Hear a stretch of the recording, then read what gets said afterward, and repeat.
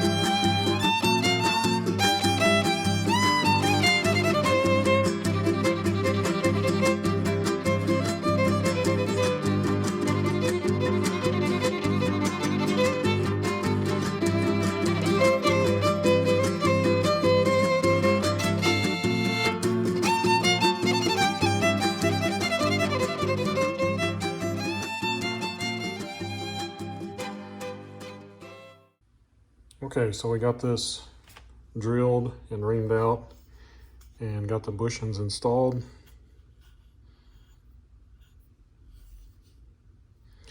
Put the flanges to the inside. So we'll test it out here. I've got a 5/16 transfer punch. Everything lines up good. Spins good. You want to make sure you get this as close as you can and as free as you can, because it'll bind and be tight and hard to run if you don't. So the next thing that we're going to move to, we still need to drill holes through the tops of both of these to drill through the bushing, and then we'll drill and tap this for 632 for the oil cups. But we'll do that later. The next thing we're going to move to is the crankshaft. So I'm going to make this crankshaft out of 3 pieces. I've got a piece of 5/16 drill rod that we will use for the main crankshaft piece. And then I'll turn this down, and we'll also make a little small piece here that holds the connecting rod. So, and those will get soldered to our main piece here.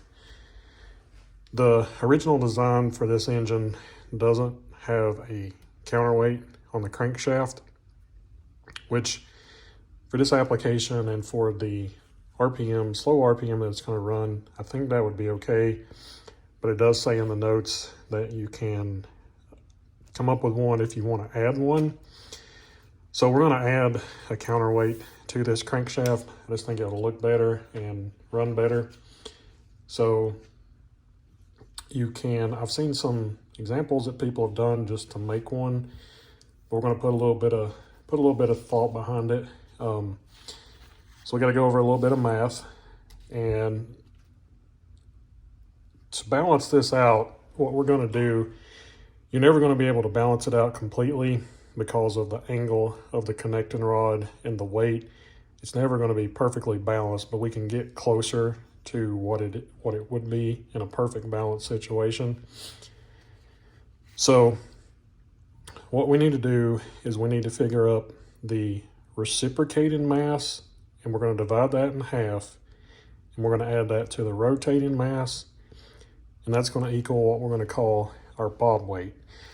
What we're looking for here, if you look at this crankshaft, is we're looking for a weight that we can put on this end of the crankshaft. This is the center here. If it was pivoting about this point, we need to figure out how much this counterweight, how much mass it needs to be to have the center of gravity right in the center so that it's perfectly balanced or counteracting out this bob weight. So your reciprocating mass is going to be the mass that moves purely linear back and forth. So part of that is going to be the connecting rod. So part of the weight of the connecting rod is reciprocating mass, and part of the weight is rotating mass. There's some different ways you can figure this out. You can use a gram scale and measure it. So you can hang it by a string and then you can measure each end. But because we have the CAD model of this, I was able to apply a material to it. The connecting rod is made out of aluminum. And then I was able to figure out what the small end and the big end weight of the connecting rod is. It's close to the center of the rod because this rod is almost the same on both ends. It's just barely bigger on the big end versus the small end. So we need the weight of the small end of the connecting rod, the piston, the pin, set screws, wrist pin bushing, and the oiler is going to be our reciprocating mass. And then our rotating mass is the part that actually rotates around with the connecting rod. So that's going to be the big end weight of the connecting rod plus the bushing on the big end. And if you do weigh your rod to figure out the weights, just make sure that if you add the big end and the small end weights together, that equals the total of the connecting rod. Otherwise you've got something off a little bit. So I was able to open the CAD model and then apply material to all these components and figure out what the weight is. So the piston is 14.7 grams. The pin is 2.2 grams. The set screws are going to be about 1 gram. The wrist pin bushing is going to be 0.8 grams. The oiler is going to be 0.1 gram. The small end of the connecting rod is 5.22 grams. The big end of the connecting rod is 5.75 grams. So you can see how close they are in mass. And then the big end of the bushing is 1.9 grams. So if we add all the reciprocating mass up, divide it in half, and then we add that to the rotating mass, the big end of the rod plus the bushing, we come up with 19.66 grams. So if we put 19.66 grams on this connecting rod and from the center, so the stroke of this engine is 0.625. So 0.625 from the center, we've got a weight of 19.66 grams. So I could model up a counterweight here and change the angle and change the radius of this, and it's the same thickness as the rest of the connecting rod, and I could change this weight until I got the center of gravity to be directly in the center between these two. So I've drawn up what that's going to look like. If you're following along and you want to do the same thing and build a counterweight on your crankshaft. So this is the center of the crankshaft. If you bring a point up 200 thousandths from there, draw two lines 140 degrees apart. These are symmetrical about the crankshaft. And then from the center of the crankshaft, we have a 1-inch radius circle. So 1-inch radius circle, two lines 140 degrees apart, and then the point of those two lines is 200 thousandths up from the center of the crankshaft. And that will get you a weight and make it the same thickness as the rest of the crankshaft. That'll get you a weight that will counteract the bob weight that we figured up earlier. So I got a piece of 1/4 inch thick steel that I've roughed out. It's roughly 2 inches by 2 inches. It's a little bit bigger. And what we're going to do is find the center of this, and we're going to mark a point, and we're going to go ahead and drill and ream that out 5/16 so that we can solder our shaft in later. But we will put this on an arbor on the center, and then the first thing we'll do is turn this down to a 2-inch diameter or a 1-inch radius circle to create this arc here. Then from that we can lay out the rest of it, and then we'll bandsaw this out to these angles, and then machine this, and then finish machining the rest of the counterweight. We'll also drill a hole up here and ream that out, which will have our pin here that will connect to the connecting rod. So we'll get this laid out and get it set up in the lathe first, and get this turned to a 2-inch diameter circle to start with. And then while it's in the lathe, we can also turn it down. There's a 31 thousandths diameter here. So we'll start with a 250 thousandths piece, but then we're going to turn it down so that we have this 31 thousandths shoulder or step here on the crankshaft. But we'll do that in the lathe once we get it set up on an arbor.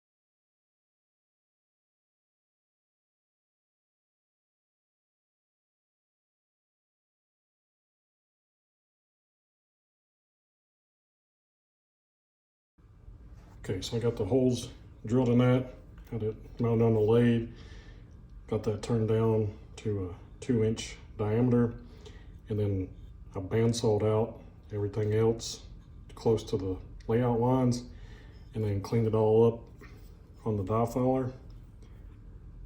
So that's looking pretty good. Rotates good. It just barely misses our hole here. for the camshaft, which nothing will be sticking through there anyway. So I've got the shaft roughed in. So the next thing, this is the back side that we turn down to leave this little step here.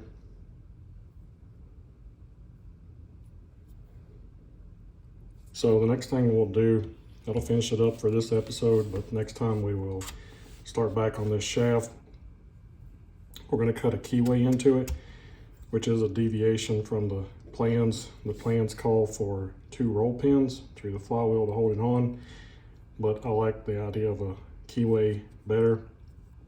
So we're going to cut this for a keyway, and then we'll machine this down for the crank pin. It gets bored and tapped for the grease cup, and then this will all get soldered to this to make up the crankshaft.